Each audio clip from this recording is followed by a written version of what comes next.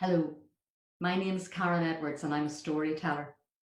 You might remember that I was out with some of you at the Old Trust telling stories. I really enjoyed meeting you, and I hope you're going to enjoy this recitation, which is called the Drumnakilly Devil. I met a girl from Beara. She said her name was Sarah. I thought she was the fairest lass that ever wore a shoe. So I went and sat beside her, and with tea and buns supplied her, and to soften her, I tried her with a lozenge or two. Well, later, I got bolder.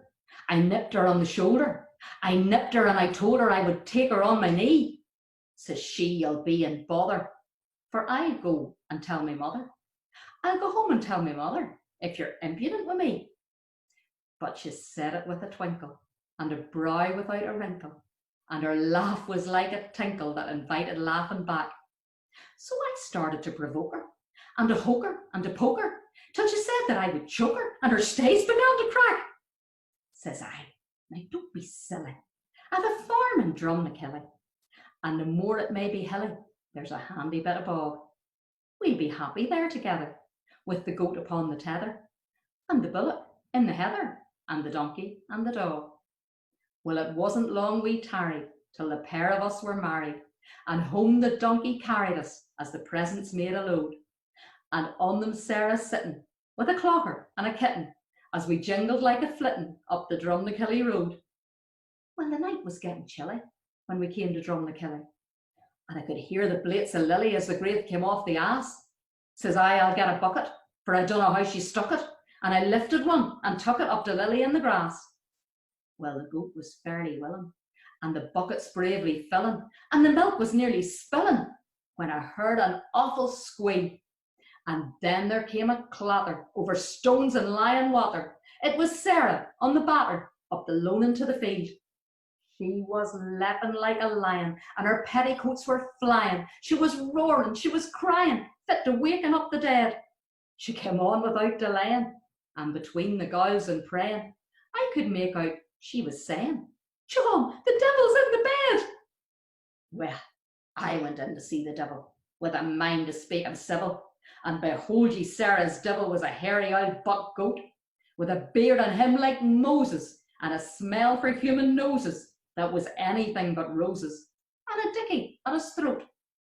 Well, says I, my neighbour Mickey must have done it, for he's tricky, but a goat that wears a dicky is a goat I can't abide. So because the man that smelled him would incline to do it seldom, I cut the ropes that held him, and I chased the buck outside. Well, it's oft times me and Sarah gets dressed up and goes to Beara, but you'll never let me wear a decent dicky like the rest. And the thing that is uncivil is to speak of Sarah's devil, the Drumnakilly devil, with the dicky on his chest. And that was a poem by W.F. Marshall. And I hope you enjoyed it. And I'm going to play you a tune now called The Kid on the Mountain.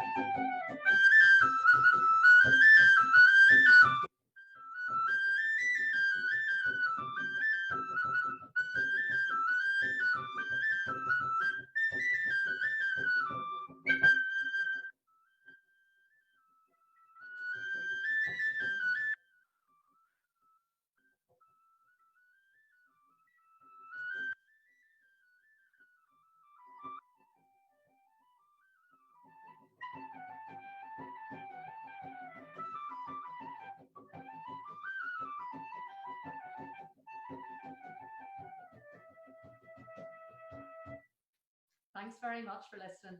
Hope you enjoyed that. Okay.